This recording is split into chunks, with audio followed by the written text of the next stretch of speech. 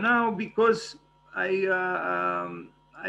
thought of presenting also Gottfried Semper, by the way of Constantin Lipsius, who studied with an architect who followed Gottfried Semper at the university he studied in Germany. I will present now, and it is a pleasure for me because I truly believe Gottfried Semper was an extremely important architect and theoretician. So he was, around 30 years, no, 20 something years younger than, I mean, older. Gottfried Semper was older than Constantin Lipsius. But after all, 20 something years is not so much.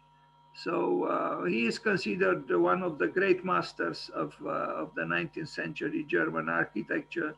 But I would say his fame and impact went beyond Germany by far. So this was the man. He was a friend of the great composer Richard Wagner, and he himself looks like a tumultuous intellect and man. He was involved in some revolutionary activities, and because of them, he was forced to flee Germany, to go in exile in Austria, in Vienna, and in Switzerland, in Zurich.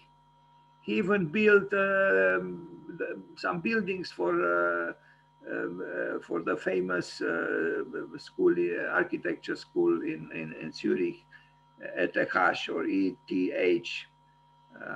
Truly one of the best architecture schools in the world. So Gottfried Semper, here he is as a statue, and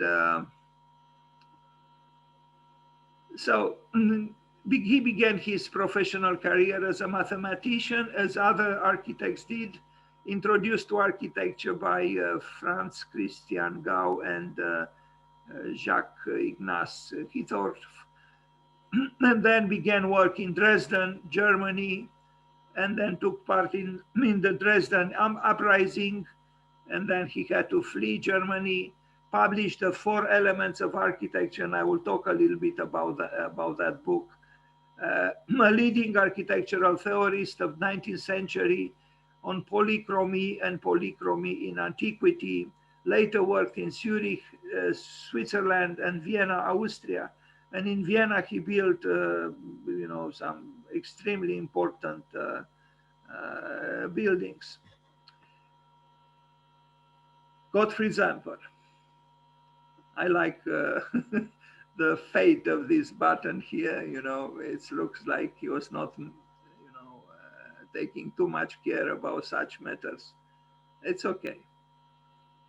But it surprises me because I know I might be wrong here. Something is wrong because the button is here. Here should be a hole, no? But then what is this? It looks like a fallen button. It's strange. Anyway, so this is the man. He does look like a determined revolutionary, and strange his coat, because his coat is like, something rural about it. It's almost like peasants who used to wear in Munții Apuseni, the Apusen Mountains in Romania. And here he is, one of the major architects of Europe and the world, dressed after all not much differently. Anyway, some drawings by Gottfried Semper. He drew a lot, lots of renderings, lots of pages in the books he published about style and about the 4 Elements of Architecture. He was very interested in and made some discoveries.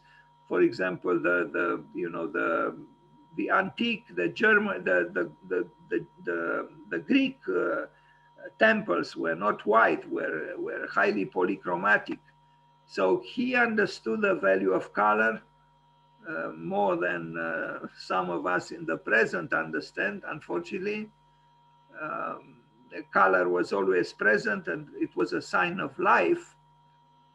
But in the name of whiteness, of minimalism, and I don't know what, some of us reject color, and I don't understand why. What can you imagine a world that was gray, where the sky was gray, the trees were gray, the grass was gray, everything was gray? No, it would have been inconceivable, and it's not something to contemplate. He also, not only that he had a great interest in color, but he also had a great interest in ornament. As you can see, something, again, some people don't even talk about, as if ornament never existed, which is not true at all. When will the schools of architecture reconsider their relationship with ornament? At least some in some countries. You know, if you deprive architecture of ornament, you deprive architecture of a significant portion of the history of architecture. It's just like this. Say goodbye to ornament and you say goodbye to a very large percentage of world's history of architecture. Anyway, color, no. Ornament, no. Well, if we say no to both, again, we say no to a very large portion of the history of architecture. And not the least important.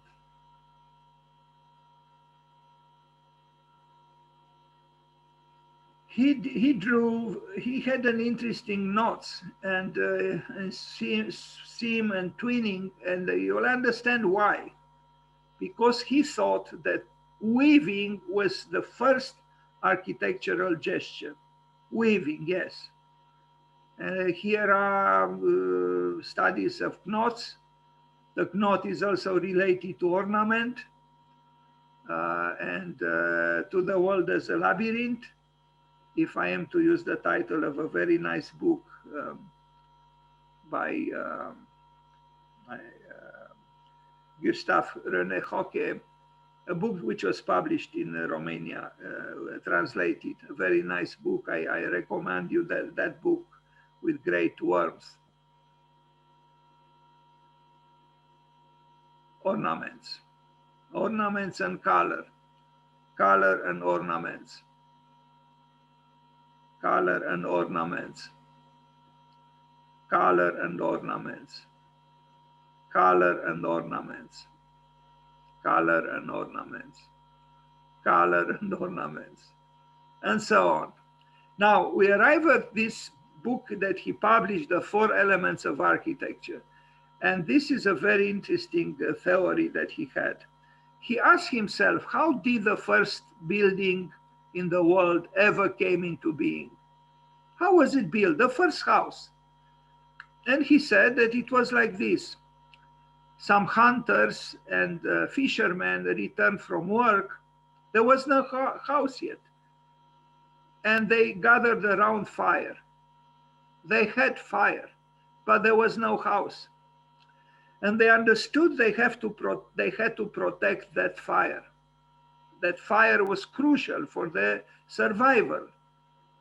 So they didn't have construction elements around them. So how to protect fire? They understood that they had to protect it in various ways. At the bottom, so they conceived a platform to elevate the fire a little bit, but the fire generated the hearth, vatra in Romanian. And they had to enclose fire with a wall, but how to make that wall? So they removed some vegetable material from bushes and trees, and they began to weave them. That's how this is what Gottfried Semper thought, that the first wall, maybe the word is a little bit inadequate, a malleable wall, a flexible wall, a panel essentially, made of weaving branches of trees, of bushes, whatever they were able to take from nature. And so his idea was that the first house ever built had four elements: the hearth, which was vatra in Romanian, the hearth, then the roof, carpentry, the enclosure, which was weaving, and the mound, which was stonework. And so this is a book, The Four Elements of Architecture, is a book by the German architect Gottfried Semper. It was published in 1851, and it is an attempt to explain the origins of architecture through the lens of anthropology. The book divides architecture into four distinct elements: the hearth, the roof, the enclosure, and the mound. The origins of each element can be found in the traditional crafts of ancient so-called barbarians.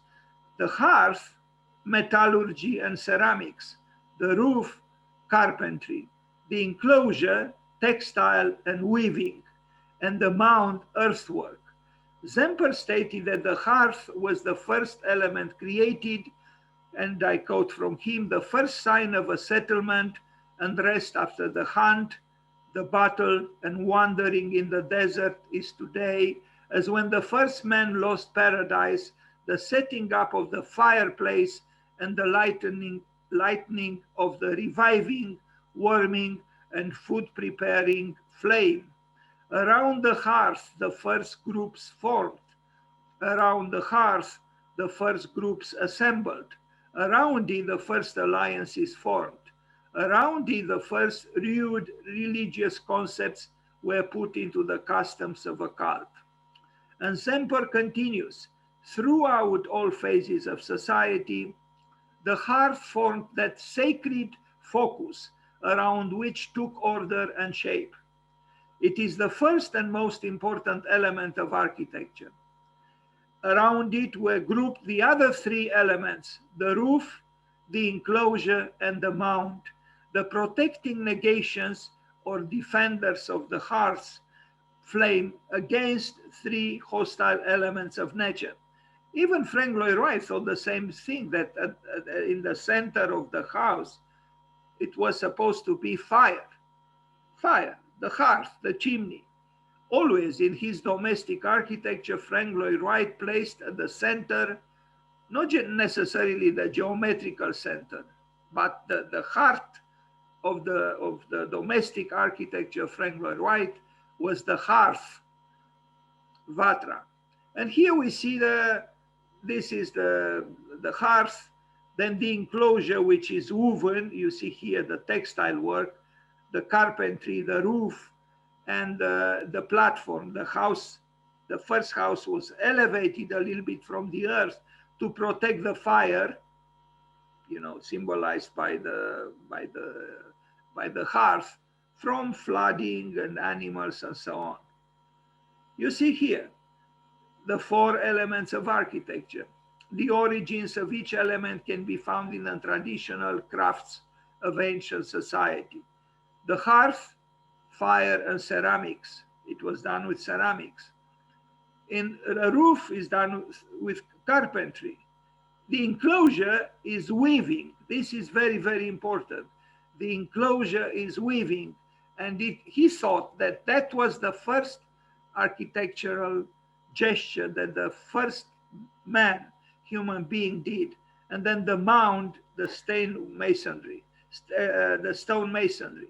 And a student actually sent me this diagram he discovered, and it's a great diagram because it shows that all the words, all the derivations of the word architecture or architect come from texts, which in the Proto-Indo-European language means to weave. So actually, to weave generated all the words having to do with architecture in various languages. This is very, very interesting, and Semper had a lot to do with this. I don't know if he knew this diagram. This was not from his book, but this diagram confirms what he stated. Very, very important. Weaving, actul de a țese, weaving is the primal architectural gesture.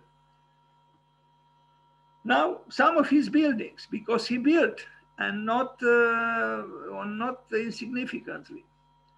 This was destroyed in 1869. It was a theater, an ample building, but it was rebuilt. So this was destroyed by fire.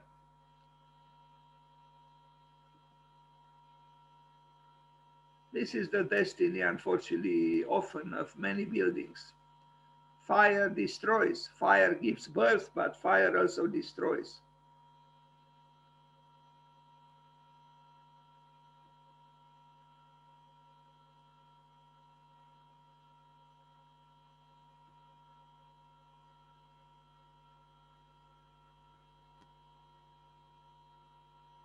So this is also in Dresden, where we saw what Constantin Lipsius built.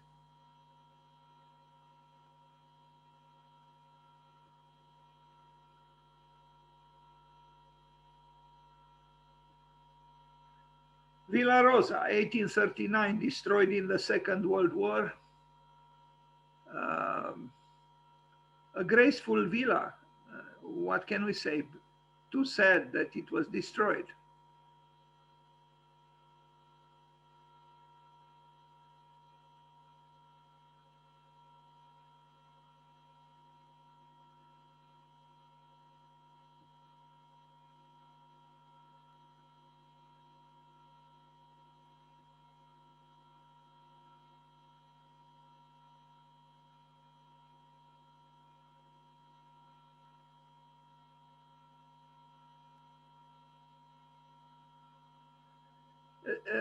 He built a synagogue which was destroyed in 1938, the Kristallnacht.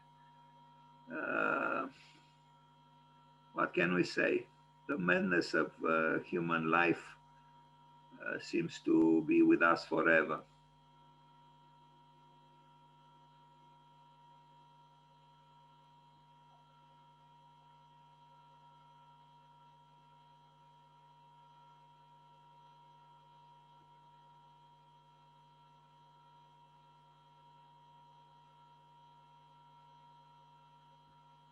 Oppenheim Palace, 1845, 1848, again by Gottfried Semper, an architect I admire, and I admire him both for his theoretical studies and for his built work.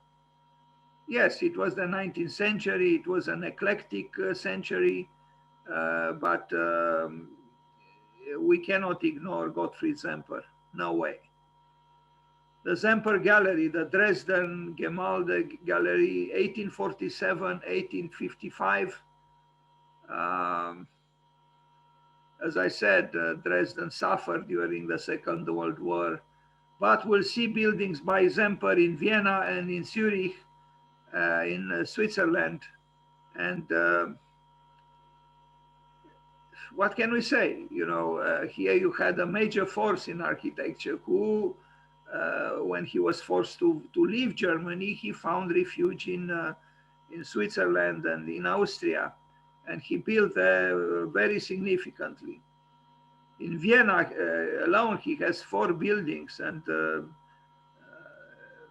3 of them quite large and remarkably important for the capital of Austria. So this was not a peripheral or peripherical figure in the history of architecture. It was one of the major architects of the 19th century Europe, and thus the world. And his discoveries in the field of theory of architecture are highly significant. Again, he underlined the importance of polychromy, meaning color, and again color, and also the importance of ornament. But, you know, the modern Orthodox purist would say nonsense. It is not nonsense. color and ornament always existed in architecture, always from the very beginning, including from the first scribbles on the walls of the caves. There were spirals there which were of an ornamental nature. Why did ancient men, almost before history, wanted to scribble the walls of the cave in such a way? Why? There must have been a reason. Now this is the theater as it was rebuilt in Dresden, and after the fire destroyed the first one. And it is it is a big building. It is maybe, in terms of aesthetics, you would say is a busy building. It's not very impressive because it's not modern. Yes, it is not so-called modern, but obviously it meant something for the place it was built for, since they rebuilt it after the first one was ruined by fire.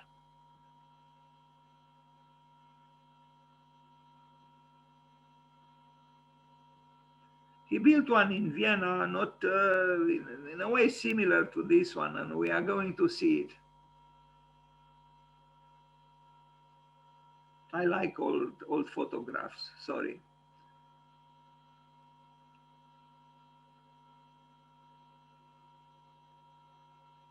Now, whatever Le Corbusier might have said that, when the cathedrals were white, I said this before and I will say it again. I doubted that they were ever white, because stone only sometimes is white, usually it is gray. And yes, the patina could also come because of the passage of time, but I doubted that the cathedrals were, totally white at the beginning, as he thought. I hope he changed his mind later on in life. The lover of purity. Here is Gottfried Semper, his statue with, some drawing, a plan probably in his hands, in Zurich, because he had to leave Dresden because he participated in a revolution. And this is usually the destiny of revolutionaries. They have to save themselves by leaving the place they fought for. The Polytechnical School, ETH, in Zurich, a very famous architecture school in the world, one of the best. So he built some buildings there, 1858, 1864. What can we say? It's a very forward-looking school, but the building belongs to Semper. And I like this conjunction between new interventions and the old room. And, it's a good cohabitation, I think, between color and ornament and new technology. And it shows, of course, it's a well-to-do school in a well-to-do country. Gottfried Semper, Zurich.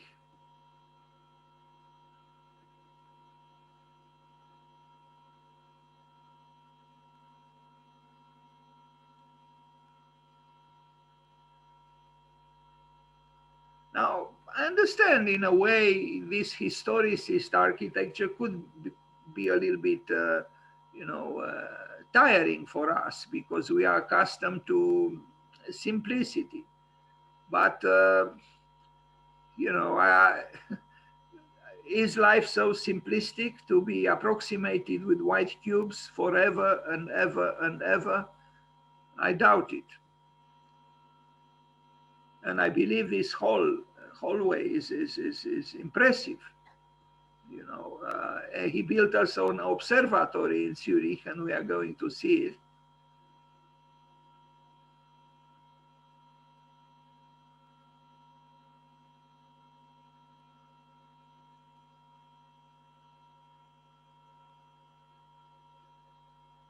1861, 1864.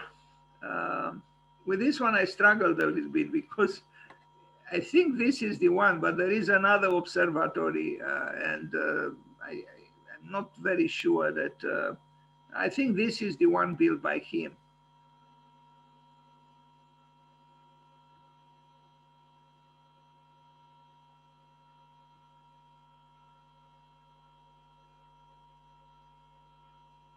Interestingly, he brought ornamentation even into such a building, which is, you know, rather scientific in nature. But embroideries, I think, if they are done skillfully, they are never a nuisance.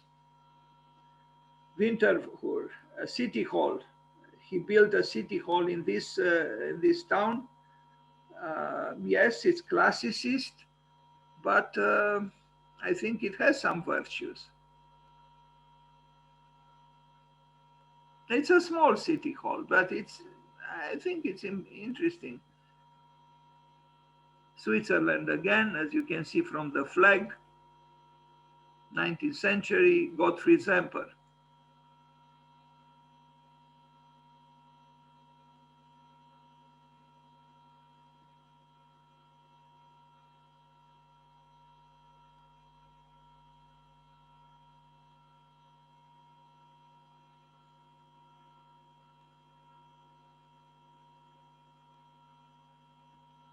Vienna. Now in Vienna, as I said, he built 4 buildings, and those who know Vienna a little bit will recognize immediately at least 2 of them, if not 3 of them. The 4th one, though, which is maybe the most remarkable, is less known. And even myself, I was unable to visit it, although I went several times to Vienna. First, we'll start with the municipal theater from 1873 to 1888, which is kind of similar to the one he built in Dresden. This is the one. As opposed to the one in Dresden, this one was not consumed by fire. So we are looking at the building as he built it once and for all. In Dresden, as you remember, the first one he built was damaged by fire, and then he built a new one in its place. So this is the municipal theater. I hope I have a plan here, because there are a significant number. There is a significant number of stairs there, which is kind of interesting. Vienna, mon amour, I love Vienna. And look here, just look here, the plan. I mean, it's a society, it's a cluster of stairs. All this, you know, this part of the building at the entrance is populated with stairs. Very interesting. Of course, the functionalists would protest, would say, why would we need so many stairs? Well, you know, it's a large public building with I don't know how many people attending a performance, but it's an interesting idea, and you know, an interesting plan, and also the fact that there are various aesthetical crystallizations for the stairs, you know, all different or almost all. This one is identical with this one with this one, but then these 3 are different. Kind of a unique plan. And of course, there are other stairs, you know, in the building. But this enfilade of stairs is, and there are also 2 here. So let's count: 1, 2, 3, 4, 5, 6, 7, 8, 9, 10 stairs. In fact, this is probably the largest concentration of and density of stairs in the world in such a space. Interesting. Anyway, and you wouldn't expect it when you look at the facade of the building, that behind this facade, you know, a generous amount of stairs will invite you upstairs or downstairs.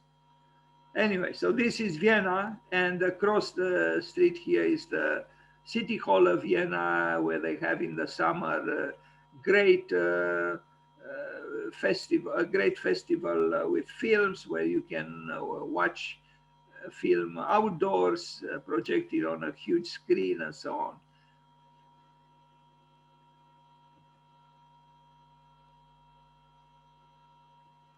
Now, the Kunsthistorisches Museum, there are two museums that he built, one for art and one for science, natural science. And this is for art, and a very rich building, as you can see. In between the two buildings, they are almost identical and parallel, and in between them is the statue of the great Empress Teresa.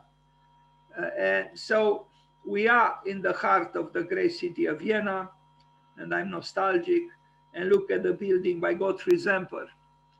Ornaments and color, yes, they do exist. They do exist in architecture, and to dismiss them is to dismiss again and again a great portion of the history of architecture. The schools of architecture that banish ornament and color, they don't know what they are doing.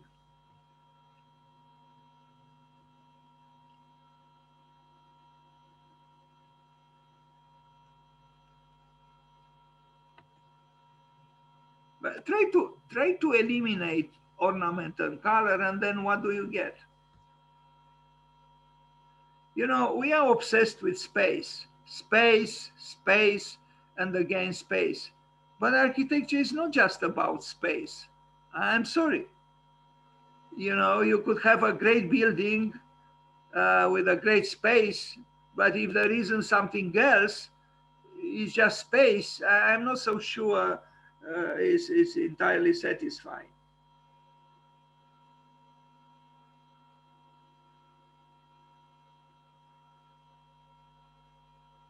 Not to speak about the participation of the other arts, of course, which again we banish. No art, no sculptures, no frescoes, nothing, just white walls, bare walls.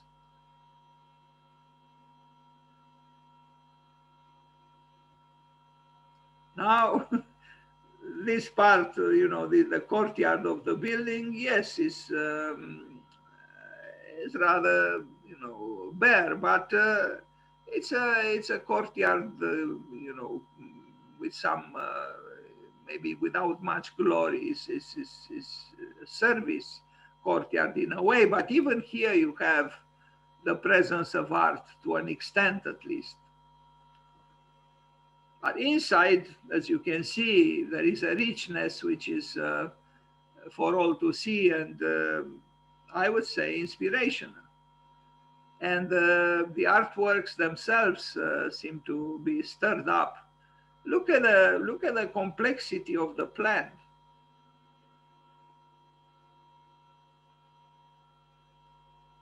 Again, try to eliminate ornaments if you can.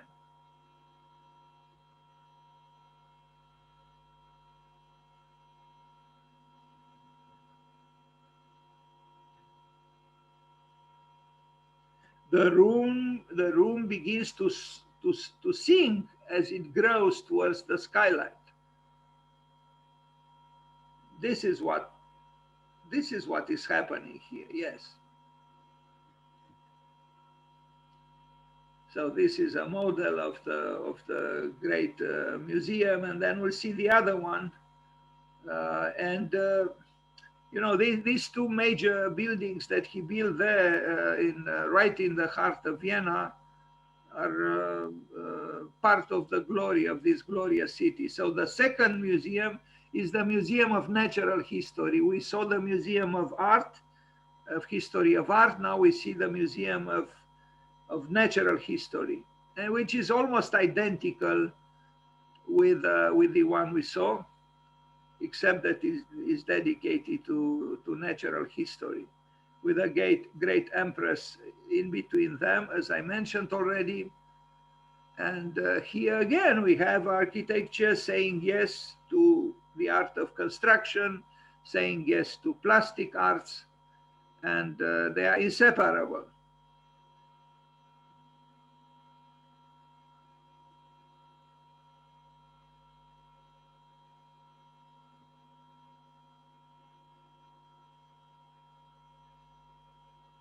Now, in the other one, we have the beast called art. Here we have the beast called dinosaur or whatever. You know, it's in a way they are both beasts.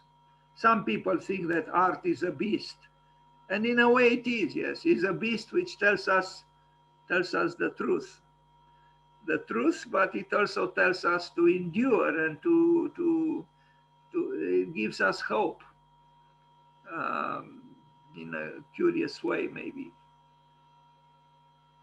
Because sometimes art seems to say no to life, but it actually honors life in a paradoxical way. It is art that moves life on through its power of anticipation and through its restless quest for what is not seen usually. So these two buildings by Gottfried Semper are major structures in Vienna built by the German, not the Austrian, the German Gottfried Semper.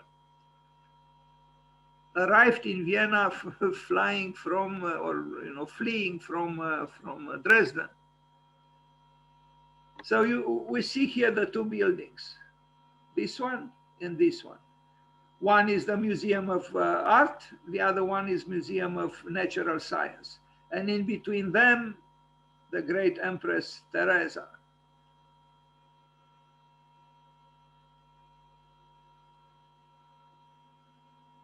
Here they are, Gottfried Semper, Gottfried Semper. And actually the municipal theater is not far away from here. But we'll see also the fourth building, which is in appearance a more modest building, but I think exactly because of that, perhaps more modern and striking and interesting is this one, the Semper Depot in Vienna, which belongs now to the Academy of Fine Arts. And look at this. I like this building very much. It's indeed modern. It has, because it was a building that, it was a depot, no? Kind of a storage, but now it's part of the, as I mentioned, part of the university, the Academy of Fine Arts, which also has a department of architecture and quite good. Hans Hollein, about whom I talked a few days ago, he was trained in the Academy of Fine Arts.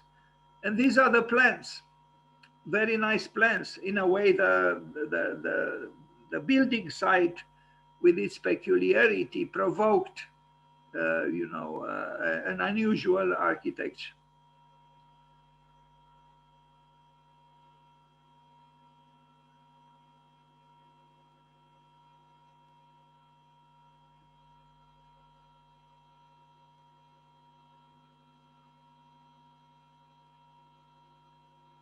So this is the fourth building by Gottfried Semper in Vienna. And the drawings, they are as they are, but the pictures show a building that is very interesting. And this is mainly because of the unusual shape of the site.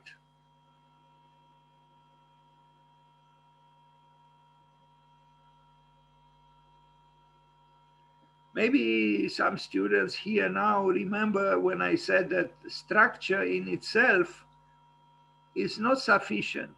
When structure assumes also some aesthetical potentialities, when it assumes aesthetics, it becomes relevant and rich. And this is what we see here. These are structural elements, no, but they are sensitively done. There is grace. Thus, they are not turning their back on aesthetics. And this is felt in the building.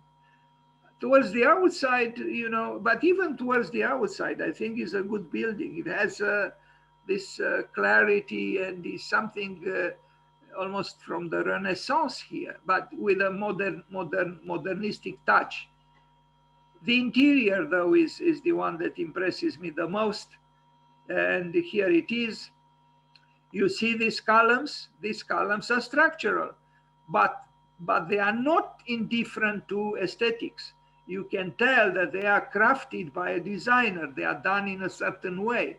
Thus, they contribute also to the beauty of the building, not just to sustain the building, but also to give it,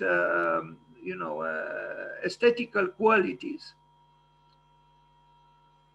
So even if you see here, you see some drawings of these columns. They are excellent. They are sensitive. There is gracefulness, and there is a quest here for the aesthetical value of these structural elements.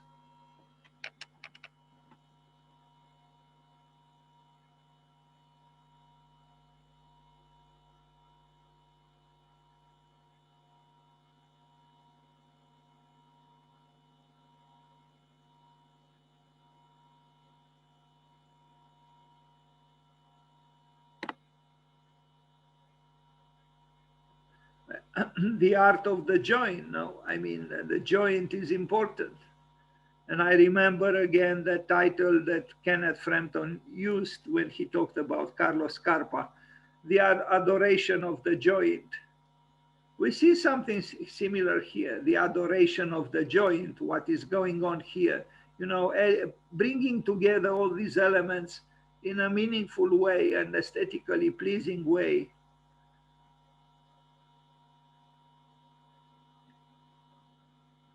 Otherwise, the building is not, is not a complicated building, but it has gracefulness. This is what I'm trying to say. It has grace, even if it is a rather, prosaic building in the sense that if it was meant as a depot, but now they have all kinds of, shows there, and it belongs to the Academy of Fine Arts. And it's a building that has an intrinsic nobility. And I even in pictures, I like these columns. They, there is a little bit of history or historicism here, but mainly I would describe them as having grace. They are graceful. This parapet actually is very familiar to me because the house I grew up in Sibiu there is a balcony there. It's like a exterior corridor which goes to an attic, and it has a parapet very similar to this one, almost identical. But then, Sibiu was part of the Austro-Hungarian Empire, and then there were influences, of course, coming to. Anyway, I love this building, and I can only imagine studying in this building.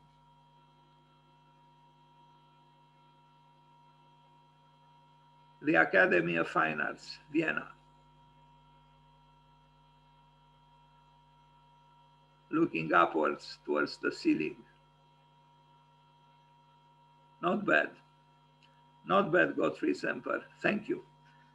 Okay, that was it today. It was not the longest presentation today, but we paid homage to Constantin Lipsius, and we talked a little bit about Gottfried Semper.